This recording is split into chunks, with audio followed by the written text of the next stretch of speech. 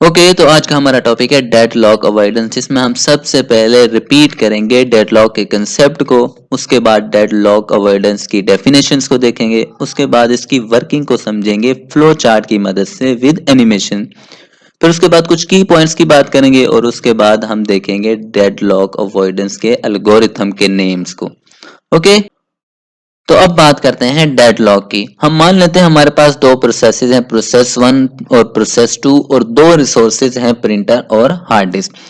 अब प्रोसेस 1 को अपनी एग्जीक्यूशन कंप्लीट करने के लिए दोनों रिसोर्सेज चाहिए, प्रिंटर भी और हार्ड डिस्क भी। लेकिन उसके पास एक तो है प्रिंटर, लेकिन वो वेट कर रहा है हार्ड डिस्क के लिए कि भाई उस वो भी मुझे मिल जाए तो मैं अपनी एग्जीक्यूशन को कंप्लीट कर लूं। इसी तरह हमारे पास प्रोसेस 2 है, उसको हार्ड डिस्क असाइन है और वो वेट कर रहा है प्रिंटर की कि मुझे प्रिंटर मिल जाए तो मैं अपनी एग्जीक्यूशन कंप्लीट कर लूं। तो इस सूरत में ना तो प्रोसेस 1 अपनी एग्जीक्यूशन कंप्लीट कर पाएगा, ना ही प्रोसेस 2, क्योंकि जो प्रोसेस 1 को चाहिए वो है प्रोसेस 2 के पास, वो छोड़ नहीं रहा। और इसी तरह जो प्रोसेस 2 को चाहिए वो है प्रोसेस 1 के पास, प्रोसेस 1 भी नहीं छोड़ रहा। तो इस सूरत में ना प्रोसेस 1 अपनी एग्जीक्यूशन को कंप्लीट कर पाएगा, ना प्रोसेस 2। तो ये हमारी जो सिचुएशन है वो कहलाएगी डेडलॉक। अब ये डेडलॉक को क्रिएट होने के लिए एक टाइम पे इन चारों कंडीशंस का कंप्लीट होना लाजमी है। Mutual exclusion, hold and wait, no preemptions और सर्कुलर वेट। अब इनको मैंने अपनी लास्ट वीडियो में एक्सप्लेन किया हुआ है, मैं आई बटन पे लिंक ऐड कर दूंगा, आप अगर वहां से देख के इसको समझ लेना। ठीक है, यहाँ पे एक्सप्लेन करने लगे तो बहुत ही लेंथी वीडियो हो जाएगी।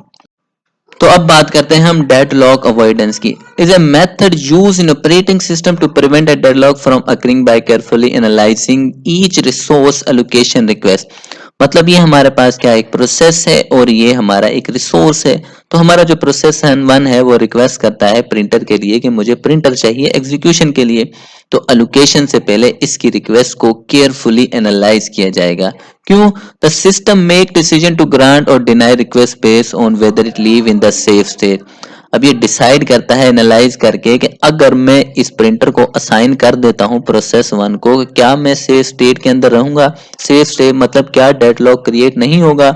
अगर नहीं होता तो इस प्रिंटर को असाइन कर दिया जाएगा प्रोसेस 1 को।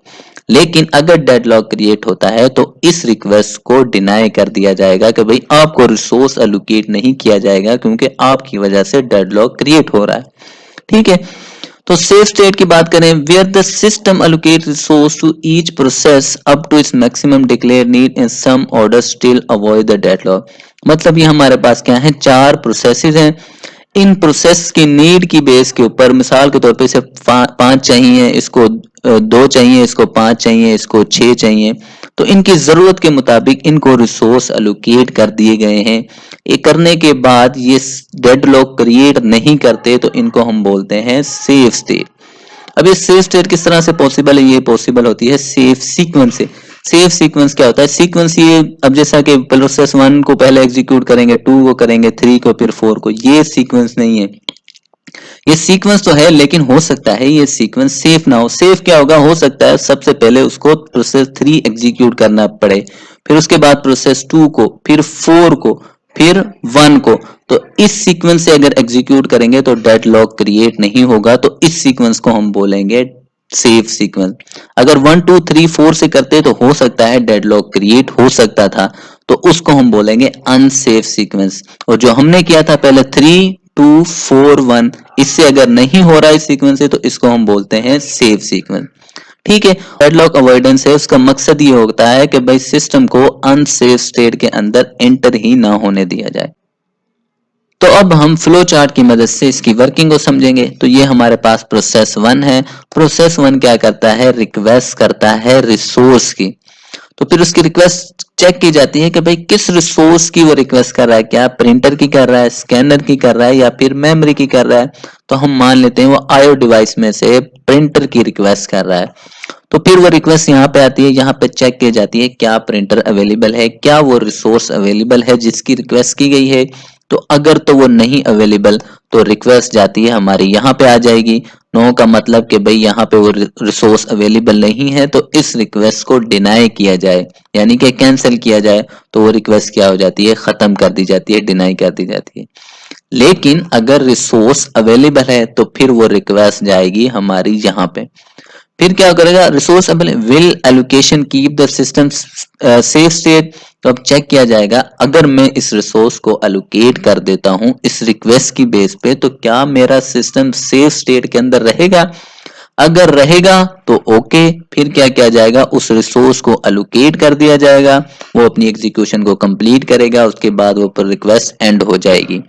लेकिन अगर नहीं होता तो फिर क्या होगा, उस रिक्वेस्ट को मतलब अब जो प्रोसेस है, जो रिसोर्स है, वो अगर असाइन कर दिया गया है उस प्रोसेस को, तो अनसेफ स्टेट में है, यानी डेडलॉक क्रिएट होगा।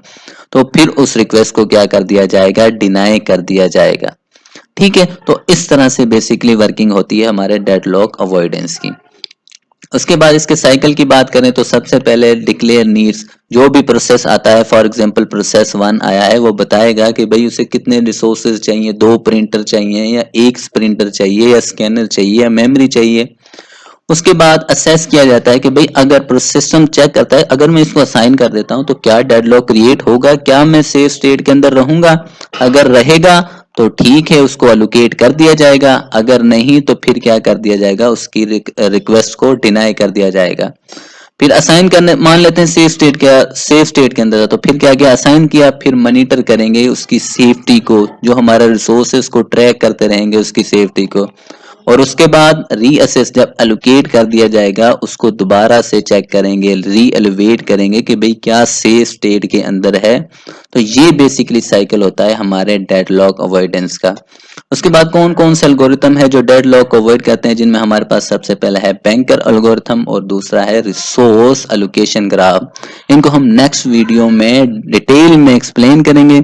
आई होप आपको समझ आ गई होगी। अगर ना आई हो तो क्वेश्चन कर लीजिएगा, चैनल को लाजमी सब्सक्राइब कीजिएगा। ओके।